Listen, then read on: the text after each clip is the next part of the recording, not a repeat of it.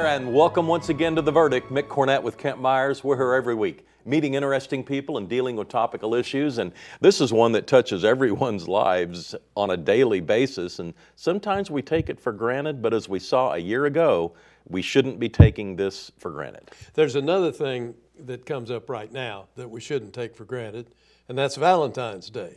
Don't forget it. It's tomorrow. I promise. Yeah. So happy Valentine's Day. No, likewise. You're absolutely correct, and I'm not meaning to make light of a serious subject, but we did have some rather dramatic weather events a year ago tomorrow that cost some folks very, very dearly, and it cost some folks their lives. And we want to talk with a fellow that teaches electricity economics about that ice storm and what it did to us. It was a deep freeze that extended hundreds of miles. We'll talk about how it affected Texas, Oklahoma, and why it affected those areas in the manner that it did. Our guest is Dr. Travis Roach. He's coming up next on The Verdict.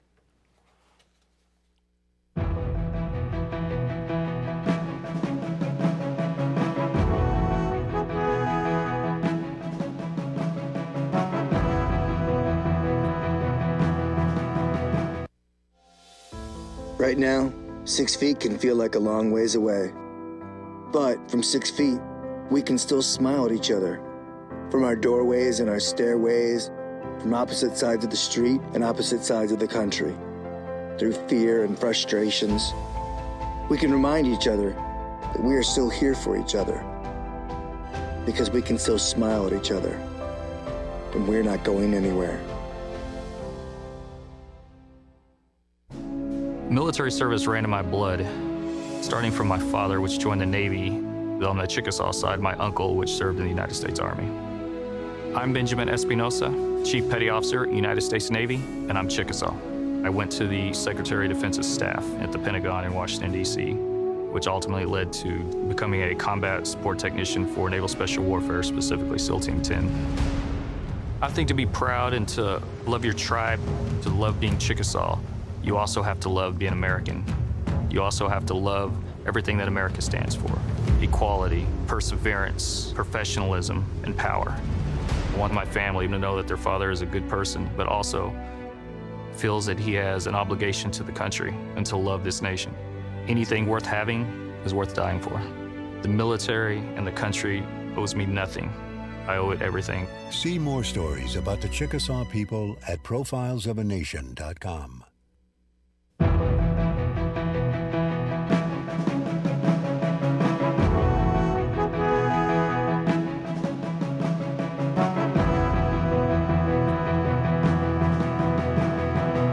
Welcome back to the set of The Verdict. Mick Cornett with Kent Meyers. Kent's going to introduce today's guest.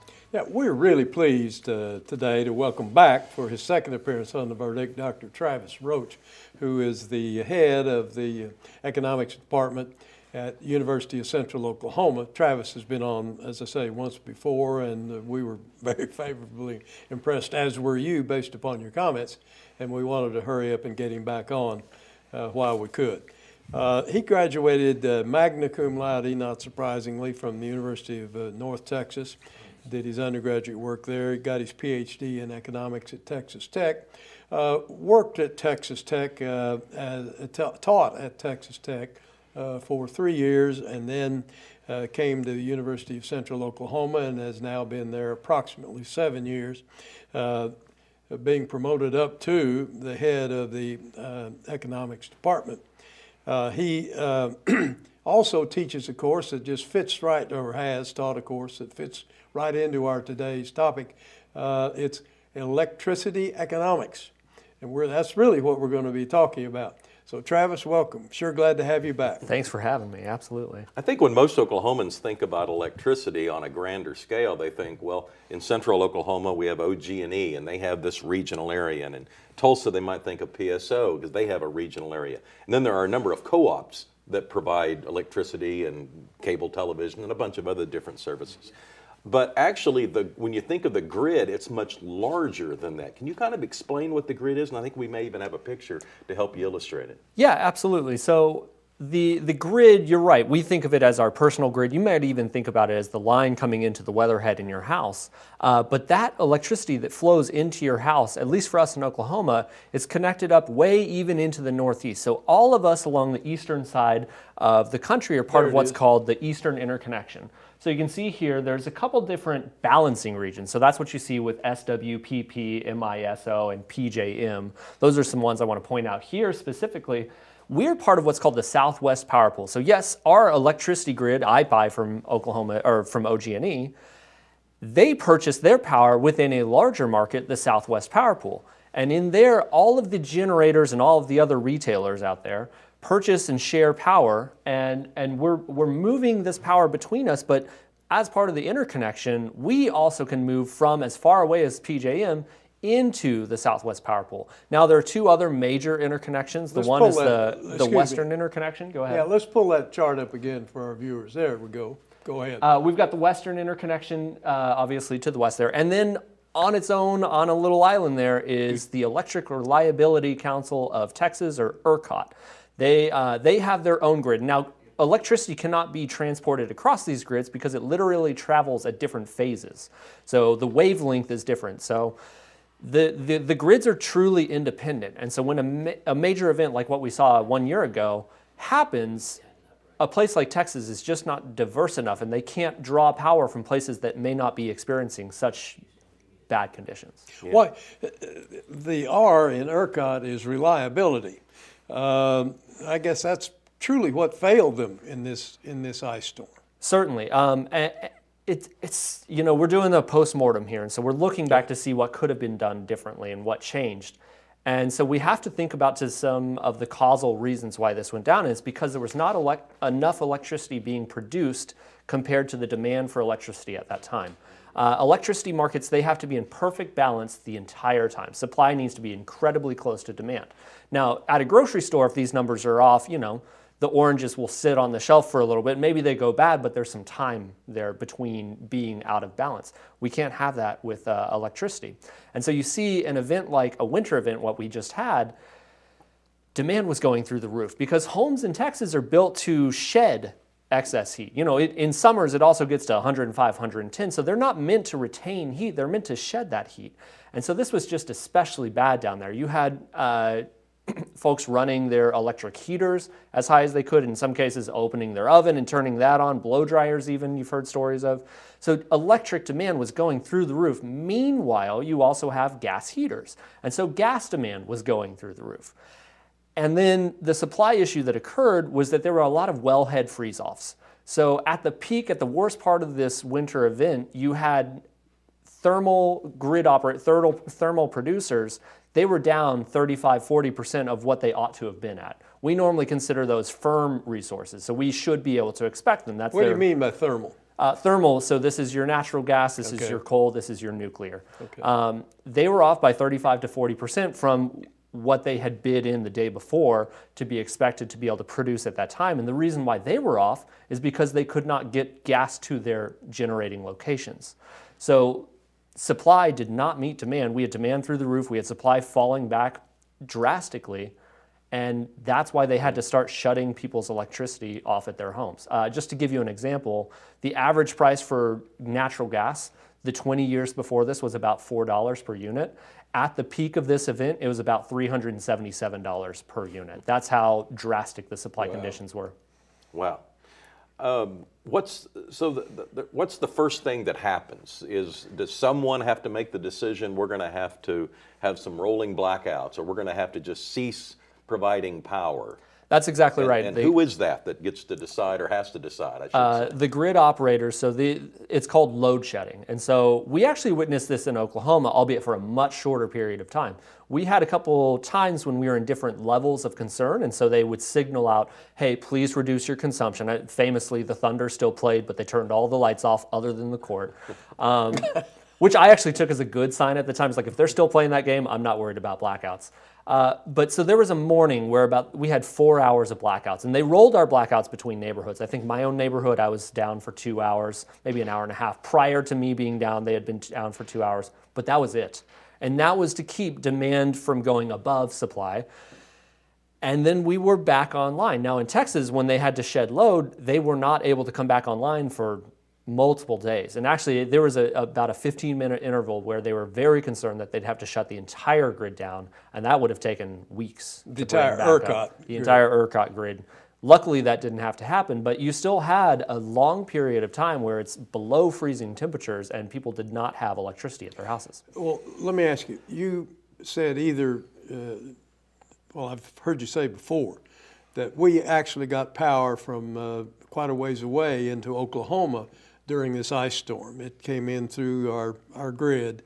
And how far did it come? Do you remember? Yeah, so we can actually go back and look at the data. And so within the PJM balancing authority, they were producing about a 4,000 megawatt hour surplus at any interval of time. And that means they're producing more electricity than they needed locally. And that was because they were shipping it across the grid to us. And so again, just the resiliency of having a larger network, more power generators to rely on really helped us, because it was cold up there, but their homes are built for the cold. And you know, this winter storm really, it dipped its finger right across the Southwest Power Pool states. It looked literally from North Dakota down to Oklahoma, down to Texas. That's where this winter storm really passed through. And so, yeah, they were able to help us out by sending in electricity. And that's where Texas had their tough time, because that physically cannot happen. Well, it's been a year. What has Texas responded with? What's the game plan going forward? The short answer is not much. You know, it feels like this was a historic event, and it was. But these levels of cold are about a 1 in 10 year event. And so there was actually, after a 2011 cold event, similar, there were about 8 hours of blackout then. They issued a lot of dire warnings that this could be bad and we need to winterize a lot of our natural gas supply to combat this type of issue happening in the future. And after that, really nothing happened. There's a lot of industry capture in the state legislature there, so their regulators weren't able to do much, and nothing really happened. And fast forward, we had this happen again, 2021, and in the following year, there have been no real winterization efforts. In fact, we've seen through these 2 cold snaps in January that natural gas production fell off again by 6 and 10%, depending on which of the cold weekends we had. So they could build more power plants? That would make sense if they could get fuel to the power plants, but the issue in this case is we have wellhead freeze-off. So the natural gas is literally not able to make it to the power plants to make the electricity. Let's take a break. We're visiting with Dr. Travis Roach. He's head of the UCO Economics Department, and he's especially adept at explaining the electrical grid and its impact on Oklahomans and others around this region. We'll be right back.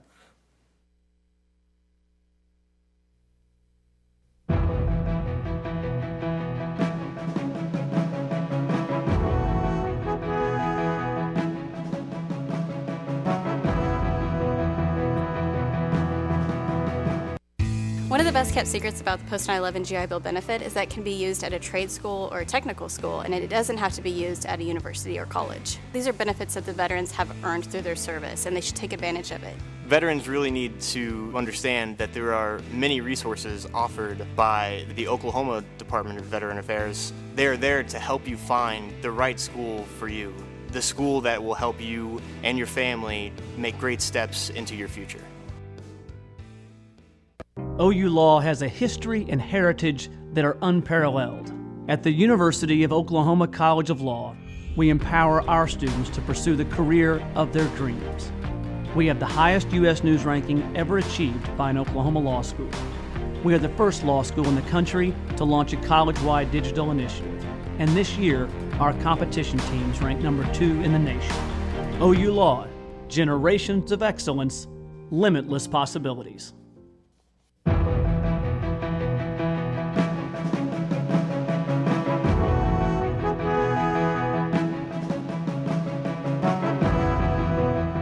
Welcome back to the set of The Verdict. We're visiting with Dr. Travis Roach. He's head of the UCO Economics Department. And we're talking about electricity and what happened a year ago when the freeze came in and it caused all sorts of issues for Oklahomans and Texans specifically. Yeah. Travis, you mentioned in our first segment that during that time period, Oklahoma was able to get electricity through neighbors or sometimes pretty distant neighbors, all in the same grid in which we reside. Why couldn't Texas do that? It really just comes down to engineering. The way the electricity flows, the electrons, they are slightly different than the ones in Texas. So our grid and all of the machinery or the substations that you see around are built to bring in, let's call it a certain type of electricity, right? And theirs, it's not compatible. And so if we tried to move it, say, from our state down to there, we would have to transform it in some way. Now, there are small projects that try and connect the grid. There was a project out near New Mexico called Tres Amigas that tried to wheel power between these three bigger grids. But in realistic terms, it's just the engineering aspect of it. Let me ask a little different question. One possible solution has been suggested that perhaps Texas ought to build more power plants. That, as a practical matter, on a short-term solution, isn't possible, is it? Not really, because we have a lot of regulatory agencies for this type of reason, but that means bringing on a new power plant is an arduous, long process. Bringing on some smaller, we can think of some utility scale, solar and wind. They have a little bit easier of a time coming on than a large thermal unit, or specifically, let's think about nuclear and how long that would take just physically to build. And so there are concerns in that way. I think we could look forward a little bit. There's some new grid level battery options that are coming on that will build in some redundancy and some help here. I think Tesla is actually doing that in Texas, and they probably moved up the timeline on that project given what happened in this 2021 storm. Because I don't know if they were planning to announce it, but they came out just a couple weeks after the ice storm to go, hey, look at this giant battery facility we're building. You can like us. And so that's the kind of things I think we can see coming on. But it is very difficult to build new units. Well, you don't build a new power plant and get it online in months or even years. It could take 15, 17 years to do it. Absolutely. One, if we think about to the future, and if there's any sort of carbon legislation that comes in, we don't want to build in stranded costs. So the idea of building a new coal unit makes no fiscal sense if we think on a longer term perspective. Even, I think we could have the question about new combined cycle natural gas units. That's something we should address and talk about. If someone says, what was the economic impact to Oklahoma for that storm last year? What sort of data do you start to collect to try and put your arms around that number? What are all the factors that are involved? Yeah, that's a huge question. For Oklahoma, it's going to be a lot smaller, just because our grid stood up to it a little bit better. But, I'm sure there's plenty of people who are watching this conversation that had a pipe burst in their home. And that pipe might have been next to some drywall that just melted underneath it, and some insulation, and that you're paying the worker to come out and do that. Maybe your sprinkler system blew. There's issues like that, but then there's real life health issues with extreme cold like this. In Texas, this is a number they're still trying to pin down, but there was something to the tune of 700 deaths due to this storm, because if your power's out, there's so many other interconnected systems that you can't get. I think to my own experience through this storm, we were filling a pot in my kitchen with the dripping water to be able to flush our toilet.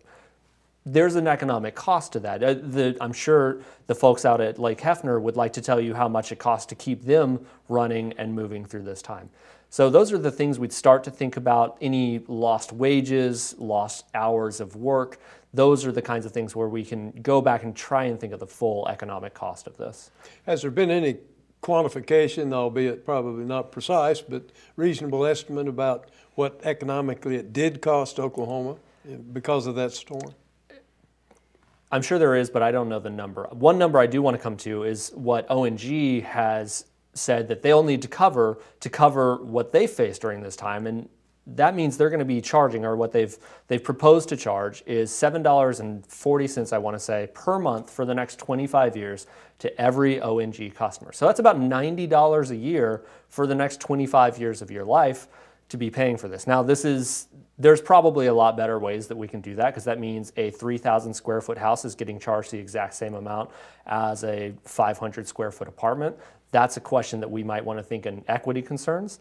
But, as we're kind of looking back, moving forward, that's a cost that we would include in this calculation of how it's affected us moving forward, because they've also put together a proposal that says if you remove your home from natural gas, if you want to go fully electric, maybe you want to avoid future costs in that way, they're also going to charge you, I forget what it is, $600 to $800 to be removed from their service. It's sort of a disconnect fee? A disconnect fee, and their rationale behind it is that you owe your part of their cost from the past for the future.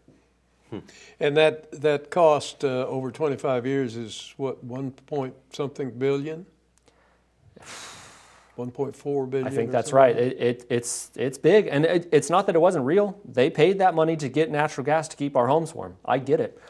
They were subject to a very tight market. Like I mentioned before, natural gas prices were in the above 377 per unit when they're normally $4.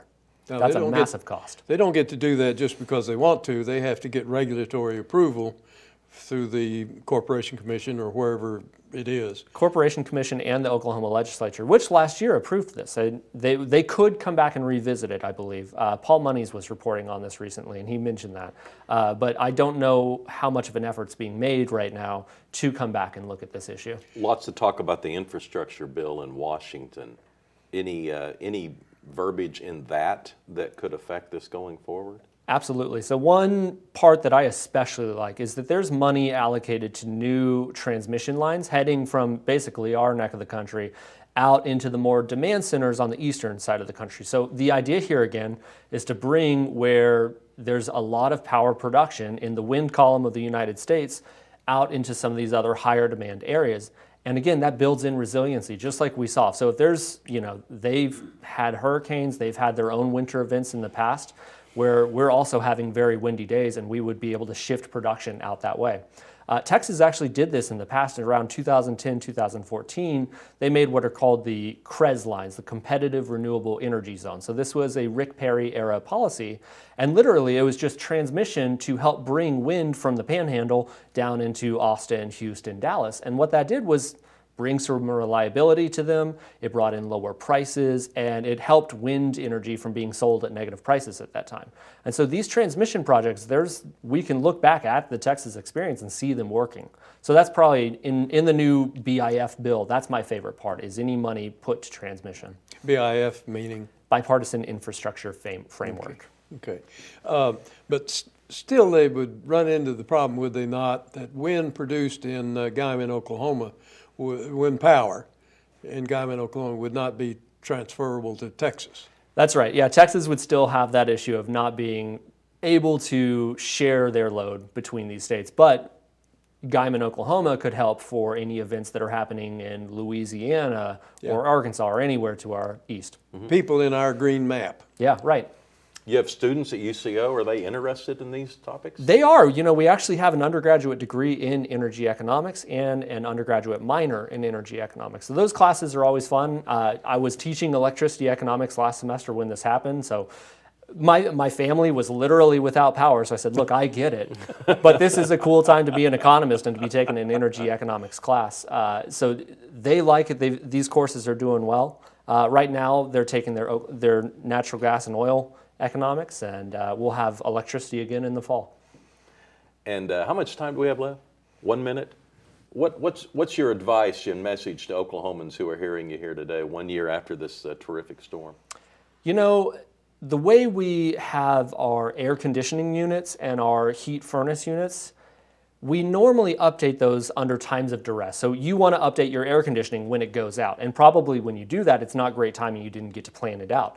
There's something called heat pump technology that is incredibly efficient. It runs along the same lines as geothermal, but it's not quite as invasive. And it's so efficient, and it's really pretty affordable. And so you can change out your compressor and furnace unit if you can plan ahead. I want to say, we were looking at it for my house, it was about a $4,000 cost, we think. And that's something that we can plan ahead, and that builds in some resiliency for your own home looking forward. Dr. Travis Roach, head of UCO's economics department. Thanks so much for coming on The Verdict. Thanks. Thanks again, Travis. Kent and I'll wrap this up when we get back.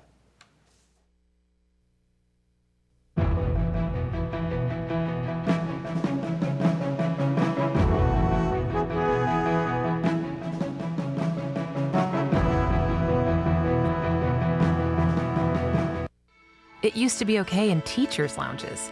It used to be okay in maternity wards.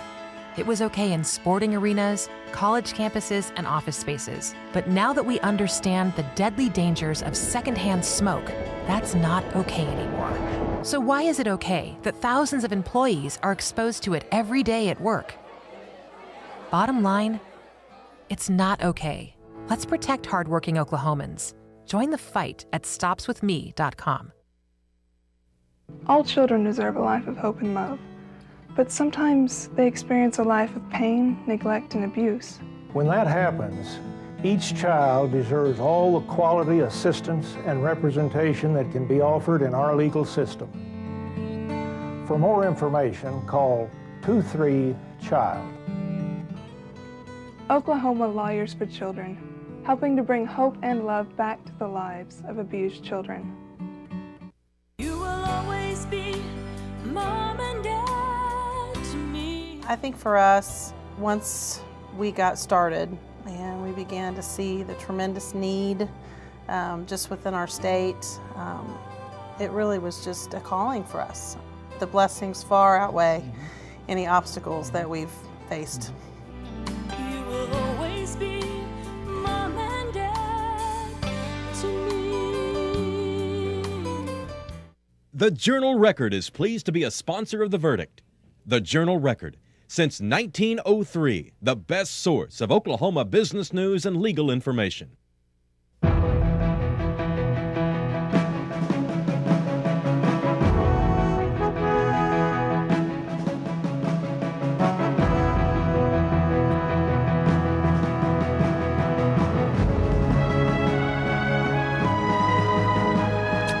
Well, the calamity is over from that event a year ago, but the repercussions are something I think that all of us in leadership roles are examining. Well, yeah, I would not want to have been on the front line in Texas as a regulator explaining why our reliability is less than what was people said it would be. And the best advice is basically just cross your fingers it doesn't happen again. Yeah. I mean, that's basically the plan going forward, at least in the short term over the next few years. We appreciate Travis coming on the show. I don't have the website information for Travis. uco.edu. Okay, there it is on your screen. Cool. And again, thanks to Travis. Kent and I'll be back next week with another show, and we'll see you then.